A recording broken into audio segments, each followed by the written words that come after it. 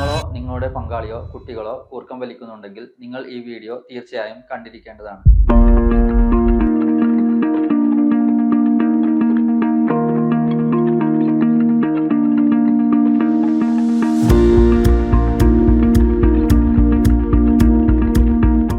വളരെ ഉറക്കെയുള്ള കൂർക്കം വലി, ഉറക്കത്തിൽ ശ്വാസം കിട്ടാതെ വരിക, ഉറക്കത്തിൽ ഞെട്ടി എഴുന്നേൽക്കുക, അമിതമായ പകലുറക്കം, രാവിലെ ഉണ്ടാകുന്ന തലവേദന, ക്ഷീണം, ഓർമ്മക്കുറവ് തുടങ്ങിയവ ഒബ്സ്ട്രക്റ്റീവ് സ്ലീപ്പ് അപ്നിയ എന്ന രോഗത്തിന്റെ ലക്ഷണങ്ങളാവും. എന്താണ് OSA?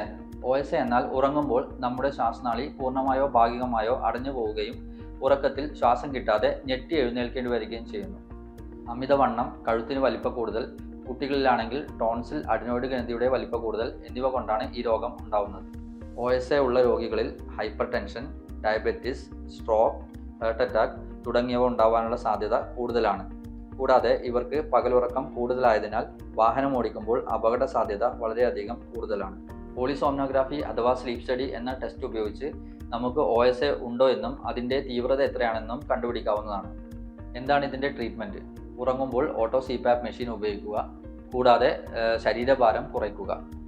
ഉറങ്ങുമ്പോൾ ഓട്ടോ CPAP മെഷീൻ ഉപയോഗിച്ചും ശരീരഭാരം കുറച്ചും നമുക്ക് ഈ രോഗത്തെ നിയന്ത്രണ വിധേയമാക്കാം.